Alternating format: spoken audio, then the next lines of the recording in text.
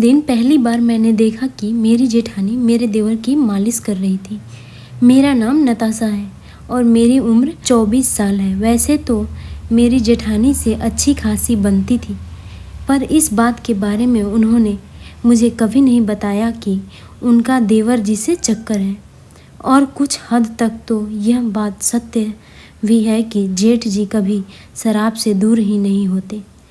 वह तो सुबह उठते ही पीने लगते हैं और शाम तक पीते। जो आदमी बेवड़ा होगा उसकी बीबी उससे खुश कैसे हो पाएगी। मैं तो देवर जी का मोबाइल देने के लिए गई थी, लेकिन मैंने दूसरी मंजिल की छत पर यह सब नज़ारा देखा कि जेठानी से बड़े प्यार से देवर जी के दोनों पैरों पर मालिश कर रही थी। मैंने अभी कुछ सीढ़ियाँ चढ़ी थी कि मैंने उनको देखा तो मैं वापस आ गई। मैं जानती थी कि उन दोनों के बीच में अभी क्या कबाब में हड्डी बनूं, इसलिए वापस आकर अपने कमरे में बैठ गई। रात ज़्यादा हो गई थी तो मेरे पति देव आए और खाना खाकर लेट गए। मैंने उनसे प्यार करने की इच्छा जाहिर की तो वह उस दिन बहाना मार गए और बोले, आज ज़्यादा पी रखी है तो मुझे तो नींद आ रही है। मैं भी पलटकर सो गई।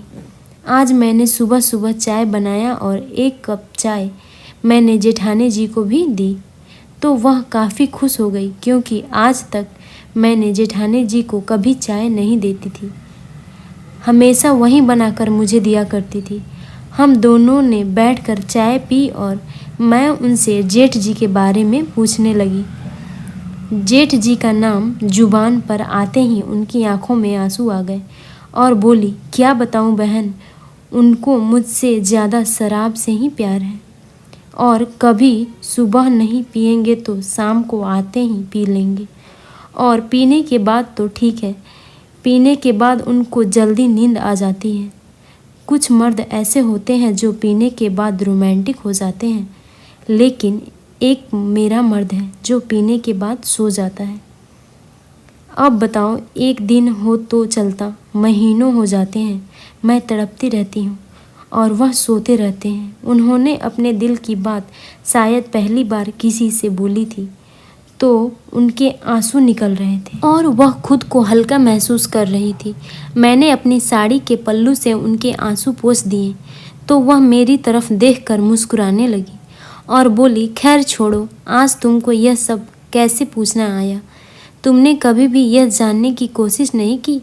तो मैंने उनको सारी बात बताई तो वह एक पल के लिए हैरान रह गई और फिर बोली, हाँ बहन, एक वही राजू है अपना देवर जो कभी कभार मेरे शरीर की प्यास बुझा देता है, इसलिए मैं उसकी ज़्यादा केयर करती हूँ।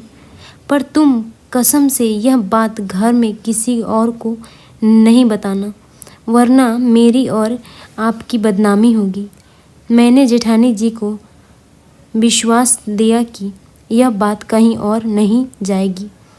मैंने तो उनको यहाँ तक भी बोल दिया कि जेठानी जी, आप देवर जी से प्यार करो और कभी समय मिले तो मुझे भी थोड़ा सा प्रसाद दिलवा देना। मेरी आवाज़ सुनकर जेठानी जी तो एकदम हंसने लगी और बोली, जब कहो तब दिलवा दूंगी। और वह मुझसे फिर एकदम खुलकर बातें करने लगी। मैंने देवर जी के बारे में पूछा तो उनकी सारी खूबियाँ बताने लगी कि कैसे वह मुझे घंटों प्यार करते हैं और मेरा दिल भर जाता है, फिर भी वह प्यार करते रहते हैं। अगले पल जेठानी जी ने मुझसे भी पूछ दिया कि तुम क्यों परेशान हो? तुम्हारे पति तो तुमसे बहुत ही ज़्यादा प्यार करते हैं, क्या तुम भी मेरी तरह हो क्या? वह आपको भी नहीं संतुष्ट कर पाते?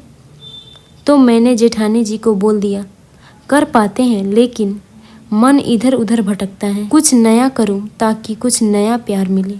जेठानी जी मेरी बात को समझ गई और वह बोली, आज रात को प्लान बनाते हैं, फिर दोनों मिलकर थोड़ा थोड़ा प्रसाद ले लेंगे। उस दिन पूरा दिन मेरा खुशी से बीता, क्योंकि मेरे मन में वही सारे शब्द वाक्य चल रहे थे जो जेठानी जी ने मुझे बताया था। और उस दिन मैंने जल्दी जल्दी से अपना खाना बनाया और उस दिन मेरे पति खाना खाने के बाद जैसे मेरे पास सोने लगे, उन्होंने मेरी कलाई पकड़ी और बोले, कुछ हो जाए मैं उनसे कल की गुस्सा थी तो मैंने भी बोल दी मुझे नींद आ रही है। वह समझ गए कि मैं उनसे कल का बदला ले रही हूँ, तो वह भी करवट बदलकर दूसरी ओर सो गए।